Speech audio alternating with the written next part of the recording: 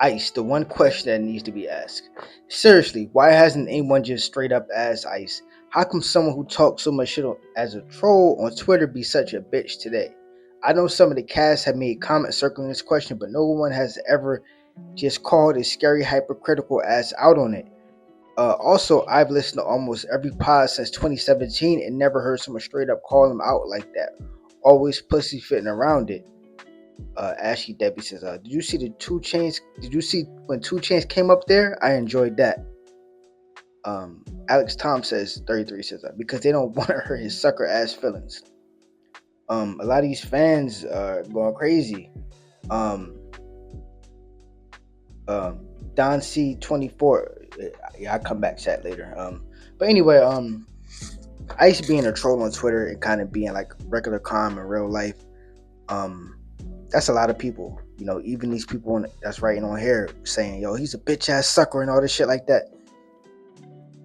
Let's be honest, like people writing in the post right now, if they see Ice in person, and Ice not even being a big thug or nothing like that, but they see Ice in person, when they go up to Ice and Wawa and say, "Yo, you're a sucker ass nigga on the podcast," they're not gonna say that, bro. Realistically, that's how it is, bro. People, our online personas are not always, and this is for everybody across the board. Our online personas are not always 100% us. We're trying to put out some kind of image. It'd be a nigga who, got all the bitches in the world, but he's on Facebook or on Instagram, act like he love his wife and he'll never cheat or nothing like that. It could be a chick in every video twerking, ass fat, hella thirst trap pictures. You beat up with her in real life and you try to smash or whatever, and her sex game weak. You feel me? You meet a chick, she look slim or whatever online, but you see her in person, you thought Shorty was 110. You see her in person, she was 70.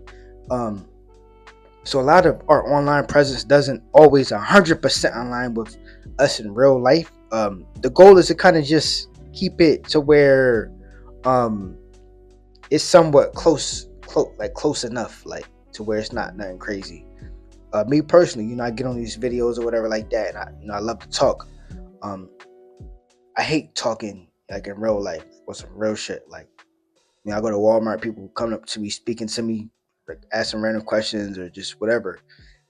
I hate people paying attention to me. I hate small talk. I hate all of that shit. But I like to make content. So I think them calling out Ice is just like they could, but the reality is, um, it's just they are friends. They know the real. They know the real each other. You feel me? I do think it is kind of funny that he is a big troll on Twitter. And even when you see some of these niggas on Twitter, they're marketed as the coolest troll, more calm, collected dudes in the world. But I was surprised that now that he was actually kind of sensitive. You feel me? I was surprised by that. Like, oh shit, this Twitter troll that blew up, being funny on Twitter, is actually one of the most sensitive people in real life. Like, that threw me off more than anything. It's one thing if a nigga acting tough online, but he's not tough in real life, or if a chick look bad online, but she's not bad in real life. But for somebody to be a troll on Twitter, number one shit popper, but then in real life, very sensitive, that kind of threw me off.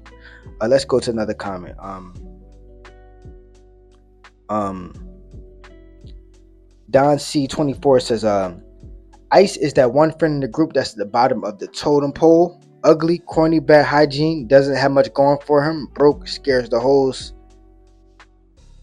Damn, nigga throwing a lot of shots. But you know him since grade school, so he has seniority. Now everyone else in the friend group knows this is shit. Even the friend himself probably knows this. With that being said, you handle that friend with kid gloves because you know how sensitive he is. And truth be told, it's not even a fair fight. Wow. But he'll get little jabs here and there out of fun, but no one will really take it there like they do with everyone else in their friend group. That's a good point, yo. Like, I feel like they do talk to homie with kid gloves. Like, they don't hold no punches when it come to Ish. They more so have like respect for him, like as like an equal. So they don't really hold no punches when it comes to Ish. They never really held no punches when it came to Mel. They never.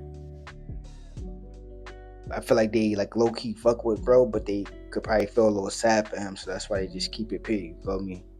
So he says, that's Ice. We all had an Ice in the group. Joe will give him little pow pows here and there, but he never really go out the way with the jokes like he does with Ish or Flip or Mona. Flip will laugh whenever he tells a story. Ish stays silent. Amani will fires off when he calls for it. Mm, that's deep. Now I don't know about the whole going off of calling him ugly, corny, bad hygiene, broke, scaring the hoes, all that shit like that. But I do kind of see the idea that they do move with bro with kid gloves, and that does kind of make certain sense. Nobody holds back on Joe. Nobody holds back on Ish. Nobody holds back on anyone up there. They just probably hold back for him. You feel me? Even when you remove the sensitive aspect to it, they keep it P. They don't really go too much in depth with him. Feel me? But Digital Thugs